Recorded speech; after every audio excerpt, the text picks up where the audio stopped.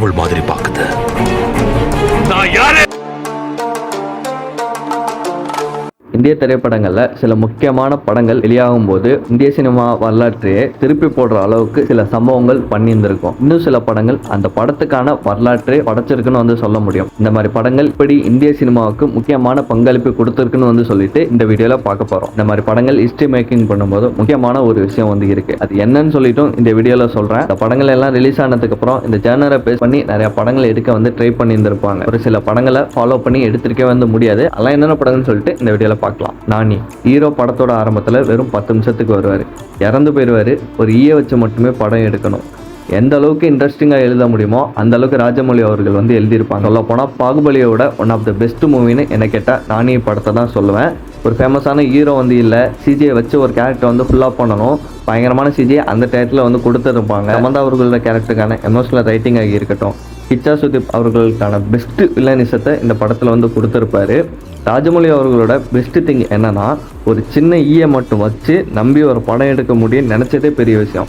Most of the டேரக்டர்ஸ்லாம் இது யோசிக்கவே பயப்படுவாங்க, எப்படி ஃபுல்லாக பண்ணுவோம்னு சொல்லிட்டு. ஒரு சில சீன்லாம் சிஜியை எடுக்கவே எல்லாரும் யோசிப்பாங்க. பட் இவரோட படத்தில் முழு நீளமாக ஒரு ஈயை வச்சு எடுக்கணும், என்கேஜிங்கான ஒரு ஸ்டோரிங்க கொடுத்துருப்பாரு. அதுதான் இந்த படத்துக்கு ப்ளஸ் பாயிண்ட்.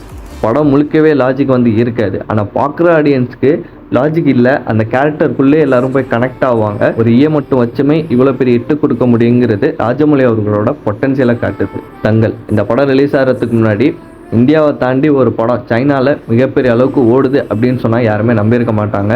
இந்த படம் ரிலீஸ் ஆகி அது பிரேக் பண்ணுது. சைனா மக்களுக்கு இந்த படம் பிடிக்குது. அதிக கலெக்ஷன் ஒரு இந்தியன் திரைப்படமாக அங்கே கலெக்ட் ஆகி இந்திய அளவுலேயே அதிக கலெக்ஷனை எடுத்த படமாகவும் இந்த படம் மாறுது. இதுக்கான 2 ரீசன். ஃபஸ்ட்டு, அமீர் கான் அவர்களோட பாடி டிரான்ஸ்ஃபர்மேஷன். சின்ன பையனாக இருக்கும்போது அவருக்கான பாடியை ட்ரெயின் பண்ணியிருந்திருப்பார். பெரிய ஆளாக வயசான கேரக்டர் ஆகும்போது அதுக்கேற்ற மாதிரி அவரோட பாடியில் வெயிட் போட்டிருப்பாரு. இங்கே தமிழ் சினிமாவில் விக்ரம் அவர்கள் பண்ணுறதை அவர் அங்கே பண்ணியிருக்காரு. அது அந்த படத்துக்கான பொட்டன்சியலை ஏற்றுது. செகண்ட், ஃபீமேல் லீட்ஸ்க்கு ப்ராப்பரான ஒரு ரைட்டிங் கொடுத்துருப்பாங்க. பொண்ணுங்களும் வேலைக்கு போகணும் அப்படிங்கிறத தாண்டி இந்த மாதிரி குஸ்தி போட்டிலையும் இருக்கலாம் அப்படிங்கிறதுக்கான ஒரு நம்பிக்கையான ஒரு ரைட்டிங் இந்த படத்தில் இருக்கும். லிட்டரலி இது பேஸ்டான ட்ரூ ஈவெண்ட்ஸ்னு சொல்லிட்டு படத்தோட ஸ்டார்டிங்கில் போடுவாங்க. அது இந்த படத்துக்கு இன்னொரு ப்ளஸ் பாயிண்ட். பார்க்குற ஆடியன்ஸ்க்கு எதுவுமே உண்மை சம்பவம்னு சொல்லும் போது ஈஸியாக எல்லார் கேரக்டரோட கனெக்ட் ஆவாங்க. அது இந்த படத்துக்கு ரொம்பவே பர்ஃபெக்டாக அமைஞ்சிருக்கும். விக்ரம் தமிழ் சினிமாவில் ஆல்ரெடி விக்ரம் படம் ரிலீஸ் ஆகிருக்கு. அதுலேயும் கமல்ஹாசன் தான் நடிச்சிருக்காரு. திரும்பி அதே டைட்டிலில் கமல்ஹாசனே நடிக்கிறாரு. இதுவே இந்த படத்துக்கான கியூரியாசிட்டியை கூட்டுது. ப்ளஸ் ஆல்ரெடி லோயஸ் கனகராஜ் அவர் கைதிங்கிற ஒரு படத்தை எடுத்து அதில் இருக்க கேரக்டர்ஸ்லாம் கொண்டு இந்த விக்ரம் படம் மூலிமா கனெக்ட் பண்ணுறாரு. அவருக்குன்னு எல்சியூன்னு சொல்லிட்டு புது பாதையை கிரியேட் பண்ணுறாரு. ஹாலிவுட்டில் இதெல்லாம் பண்ணுறது சகஜம், ஆனால் இங்கே தமிழ் சினிமாவில் அதை அக்செப்ட் பண்ண வைக்கிறது ரொம்ப கஷ்டம். புது கேரக்டர்லாம் கொண்டாந்து ஒரு படத்தில் காமிக்கும்போது அதுக்கான ரைட்டிங் வேல்யூ இருந்தால் மட்டும்தான் ஆடியன்ஸ் அக்செப்ட் பண்ணுவாங்க. இந்த படத்தில் அதுக்கான ரைட்டிங் இருக்கும். கைதி மூவியில் இருக்க கேரக்டர்ஸ் இங்கே கனெக்ட் ஆகிறத தவிர்த்து மற்ற கேரக்டர்ஸ் எல்லாத்துக்கும் டெவலப்மெண்ட் பயங்கரமாக பண்ணியிருந்திருப்பாங்க. ஏஜென்ட் டீனாவுக்கே ஸ்டார்டிங்கில் ஒரு சீன் கிளாஸ் கீழே விழுகிற மாதிரி இருக்கும். அவங்க கேட்ச் பண்ணுவாங்க. அப்போயே நம்மளுக்கு தெரியும் உங்களோட கேரக்டர் ஏதோ பயங்கர பொட்டன்ஷியல் இருக்குன்னு சொல்லிட்டு இன்டர்மிஷனில் அதை பார்க்க முடியும். ரோலக்ஷன் கேரக்டர் காமிச்சு பிளாஸ்ட் பண்ணியிருந்திருப்பாங்க. இந்த படம் மூலியமாக நிறையா அதர் இண்டஸ்ட்ரியில் இன்ஃப்ளூயன்ஸ் ஆகி புது யூனிவர்ஸை கிரியேட் பண்ணிட்டு இருக்காங்க. தும்பாட் இந்த படம் கொஞ்சம் வித்தியாசமான படம். இந்த லிஸ்ட்டில் ரிலீஸ் ஆனப்போ படத்தை யாருமே கண்டுக்கல, ஃப்ளாப் ஆகிருச்சு. ரீரிலீஸ் பண்ணுறாங்க, போட்ட காசோட படம் கலெக்ட் பண்ணுறாங்க. மோஸ்ட்லி இந்த மாதிரியான சம்பவம் எந்த படங்களுக்கும் நடக்காது. ரிலீஸ் ஆனப்போ மோஸ்ட்லி ஹிட் ஆனால் மட்டும்தான் ரீரிலீஸ் பண்ணுறப்போ ஹிட் ஆகும். ஏன் இந்த படம் திரும்பி ரீரிலீஸ் ஆகும்போது ஹிட் ஆகிருக்கு அப்படின்னா, படத்தோட கதையில் நிறைய கிளைகள் வரும், அதுவுமே ஒரு கதையாக மாறும். இந்த மாதிரி நிறையா படங்கள் இப்போ எடுக்க ட்ரை பண்ணிட்டு இருக்கிறாங்க. ஆர்ரேட்டட் படம் தான். கைலன்ஸோட இந்த படத்தை பார்க்கணுன்னா செக் பண்ணி பாருங்கள். எந்திரன் இந்த படத்தை பார்த்துட்டு நிறைய பேர் நிறைய விதமான தியரிஸ் சொல்லுவாங்க. ஆனால் படத்தோட உண்மையான வில்லன் யாருன்னு கேட்டிங்கன்னா வசீகரன் அவரோட கேரக்டர் தான். அவர் மட்டும் இந்த ரோபோட்டுக்கு ஒரு உணர்ச்சி கொடுக்குறேன்னு சொல்லி சிப்பை கிரியேட் பண்ணுற மாதிரியான தாட்ஸ்லாம் இல்லாமல் நார்மலாக விட்டுருந்தாலே அது ரோபோட்டுங்கிற மென்டாலிட்டியிலே போயிருக்கும். ஸோ இது ரியாலிட்டியில் நடக்குமான்னு கேட்டிங்கன்னா டவுட்டு தான். பட் அதை அந்த டயத்தில் யோசிச்சு ரைட் பண்ணுறங்கிறது பெரிய விஷயம். அதை இந்த படத்தில் ட்ரை பண்ணியிருந்திருப்பாங்க. வில்லனாக மாறும்போது 2 டிரான்ஸ்ஃபர்மேஷன் லுக்கும் ரஜினி அவரோட ஆக்டிங் இந்த படத்தில் பெஸ்ட்டாக வந்து இருந்தது. நிறைய விஷயம் இந்த படத்தை பார்க்கல தமிழ் ஆடியன்ஸ்க்கும் சரி, இந்தியாவில் இருக்கிற மோஸ்ட்லி எல்லா சினிஃபைலுக்கும் சரி புதுசாக இருந்தாலும் அது ஈஸியாக புரிகிற அளவுக்கு டைலாக்ஸ் வந்து இருக்கும். ஹாலிவுட்டில் ஒர்க் பண்ண கம்பெனியை கூப்பிட்டு வந்து இங்கே இந்த படத்துக்காக ரோபோட்ரானிக்ஸ் ஒர்க்கை பண்ணியிருந்திருப்பாங்க. அதெல்லாம் பார்க்குறதுக்கு இப்போதுமே வந்து குவாலிட்டி வந்து டாப் நாட்ச்சில் வந்து இருக்குது. மோஸ்ட்லி ஹாலிவுட் டேரக்டர் பார்த்து நிறைய இந்தியா டேரக்டர் இன்ஸ்பிரேஷன் ஆயிருக்குன்னு சொல்கிறத கேள்விப்பட்டிருக்கேன். பட் ஃபஸ்ட் டைம் ஒரு ஹாலிவுட் டேரக்டரே வந்து சங்கர் அவரோட மூவி எந்திரனை பார்த்து இன்ஸ்பயர் ஆயிருக்கேன்னு வந்து சொல்லியிருப்பாங்க. மோஸ்ட்லி ஒரு சில பேருக்கு இப்படி ஒரு படம் இருக்குன்னு வந்து தெரியாது. ட்ரெயினில் ட்ராவல் பண்ண போகிற ஹீரோயின் இதுதான் வந்து கதை. இதுக்கு இடையில ஃபுல்லாக வைலன்ஸ் தான். படத்தோட ஆரம்பத்தில் இருந்து எண்டிங் வச்சு சண்டை தான் வந்து போயிட்டு வந்து இருக்கும். அந்த கேமரா ஆங்கிள்ஸ் வந்து யூஸ் பண்ணியிருந்திருப்பாங்க. லிட்ரலி ஒரு ஹாலிவுட் மூவியில் இருக்கிற கேமரா ஆங்கிள்ஸ் அண்ட் சிஸ்டம் எல்லாமே பயங்கரமாக வந்து இருக்கும்.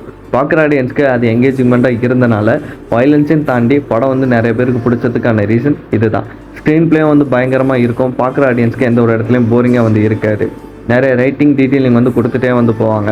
சாதாரண ஒரு ஸ்டோரி அப்படின்னு நினச்சி நீங்கள் பார்த்தீங்க அப்படின்னா படத்தோட கதையை இன்ஸ்பயர் ஆகி ஹாலிவுட்டோட டேரக்டரே வந்து ஓகே சொல்லி லிட்ரலி ஜான்விக் படத்தோட டேரக்டர் இந்த படத்தை ஹாலிவுட்டில் ரீமேக் பண்ண போகிறாரு. மோஸ்ட்லி ஒரு சில படத்தை ரீமேக் பண்ணுவாங்க இந்தியாவில் இருந்து, அது ரொம்பவே ரேர் கேஸ்.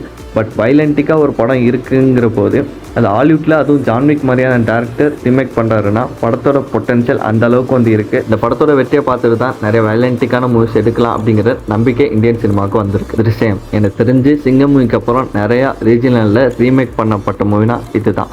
தமிழில் எடுக்கப்பட்ட பாபநாசத்துக்கும் திருஷ்யத்துக்குமே வந்து கிளைமேக்ஸை நீங்கள் பார்க்கும்போது நிறைய டிஃப்ரென்ஸ் வந்து இருக்கும்.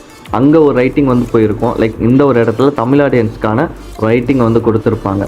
ஆனால் மம்முட்டி அவர்கள் வந்து அந்த கேரக்டரை வந்து டெஃபைன் வந்து பண்ணியிருந்திருப்பார். அவர் என்ன மாதிரியான ஒரு ஆக்டிங் அங்கே ப்ளே பண்ணியிருப்பார் அப்படின்னா அவர் செய்கிறது தப்பாகவே இருந்தாலும் அவர் ஃபீல் பண்ண மாட்டார். பாபநாசத்தில் கமல் அவர்கள் ஃபீல் பண்ணுற மாதிரி காமிச்சிருப்பாங்க. பாகுபலி ஹை பட்ஜெட்டில் ஒரு படம் எடுத்தால் இந்தியா ஆடியன்ஸ் பார்ப்பாங்க, அதுவும் மிகப்பெரிய அளவில் ஹிட் ஆகும் அப்படிங்கிறதுக்கான ஒரு குவாட்டை உருவாக்கின படம் இதுதான். இதுக்கப்புறம் தான் நிறையா மூவிஸ் வந்து லைக் தமிழ்லேயும் சரி பாலிவுட்லேயும் சரி நிறைய இண்டஸ்ட்ரியில் ஹை பட்ஜெட்டில் மூவி எடுக்கவே ட்ரை பண்ணாங்க. அதை வச்சு ஒரு டவுட் வந்து இருக்கும். இந்தியா அளவில் ரிலீஸ் ஆகி ஆடியன்ஸ் அக்செப்ட் பண்ணால் மட்டும்தான் போட்ட காசோட டபுள் மடங்கு எடுக்க முடியும். அது எல்லா ஆடியன்ஸ்க்கும் அக்செப்ட் பண்ணணும். அப்படி அக்செப்ட் பண்ண வைக்கிறது ரொம்ப கஷ்டம்.